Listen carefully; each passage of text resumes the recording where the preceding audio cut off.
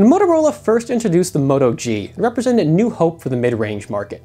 Sure, the handset cut a few corners here and there, but it was still a tremendously well-received phone for an incredible value, in many ways setting the trend for mid-rangers to come. And in the time since the fall of 2013, we've seen plenty of new contenders arrive, with the Moto G itself facing reinvention time and time again. For its 4th generation showing, this year it's back with a trio of new models, and a couple months back we saw the introduction of the Moto G4 Play, Moto G4, and Moto G4 Plus. With sales now open in the US, we've been spending some time with the better equipped of these models, the Moto G4 and Moto G4 Plus. Do they still tap into that same classic Moto G charm? I'm Stephen Schenk with PhoneArena, bringing you a closer look at both these new models. Each year since its inception, the Moto G lineup has returned with some significant changes in tow, and that's especially true with 2016's 4th gen models. The Moto G4 and Moto G4 Plus both upgrade the series to big 5.5-inch 1080p displays, while equipping themselves with octa-core Snapdragon 617 processors, 3000 mAh batteries, and broad multi-carrier support. The base $200 Moto G4 comes with 2GB of RAM, 16 gigs of storage, and a 13 megapixel main camera. For $30 more, you can double that storage to 32GB. And keep in mind, no matter which Moto G4 model you choose, you've always got support for microSD expansion. The more interesting upgrades arrive as we move into Moto G4 Plus territory. For $50 more than the G4, you stick with the original 16 gigs of storage, but get a higher res 16 megapixel camera with laser assisted and phase detection autofocus, and also score a fingerprint scanner mounted just below the screen. The final upgrade option quadruples storage to 64GB, while also doubling RAM to 4 gigs, and all that still only costs $100 more than the standard G4. No matter which G4 you choose, your phone's look can be configured online in Motorola's Moto Maker, where you have your choice of front bezel colors, camera accents, and a variety of back panels. That panel pops right off for access to the SIM and microSD card, but the battery's still non-removable. Luckily, that battery's sufficient to last for most of the day, with both models offering over 7 hours of screen-on time in our tests. Of the two phones, the lesser-equipped G4 seemed to do a little bit better, but both models are solid performers. Motorola's turbocharger lets you quickly add a few hours of operation to either model with just 15 minutes charging, and you'll hit 100% in under 2 hours. The look of the Moto G4 and Moto G4 Plus is nearly identical, with the latter's fingerprint scanner being the most obvious cosmetic change. While each phone's comfortable enough to use, the combination of the big screen and lightweight has the consequence of making the Moto G4 feel a little bit cheap.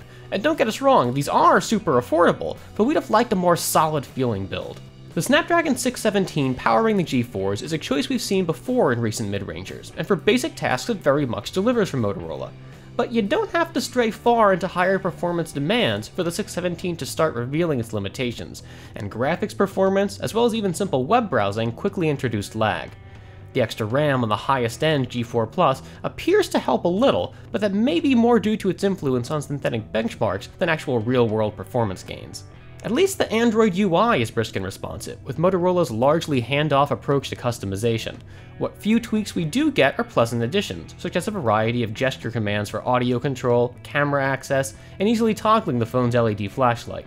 The G4's 5.5-inch screen is quite bright and offers wide viewing angles, and while we only get a single front-facing speaker again this year, it's a pleasantly balanced one, as well as loud enough for many uses. The fingerprint scanner on the G4 Plus is fast and accurate, and our only complaints are that it's not standard on the cheaper G4, and that it doesn't arrive alongside NFC support for mobile payments.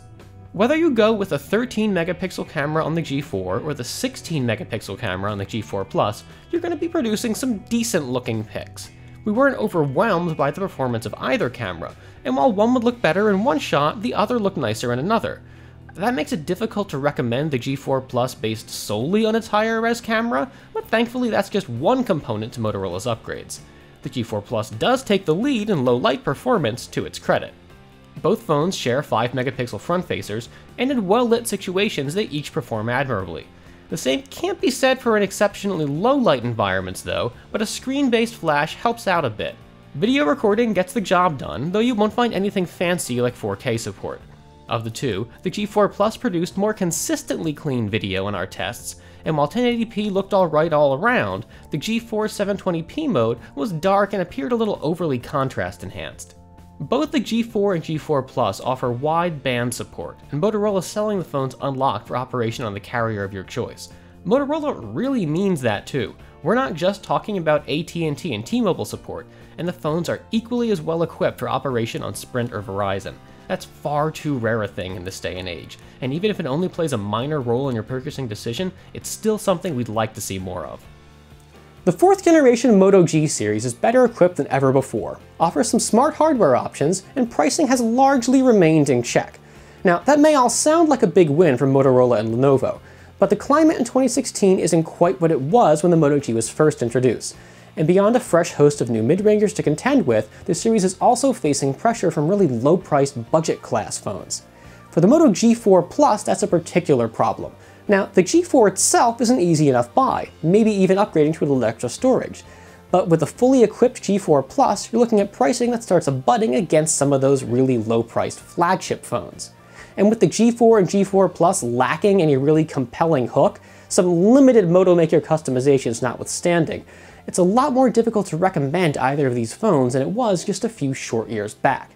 Both of them can still be a really smart buy, but make sure you think long and hard about whether or not you might rather spend a little more money and get some slightly more capable hardware. I'm Stephen Shank with PhoneArena. Stay tuned for even more smartphone reviews coming soon.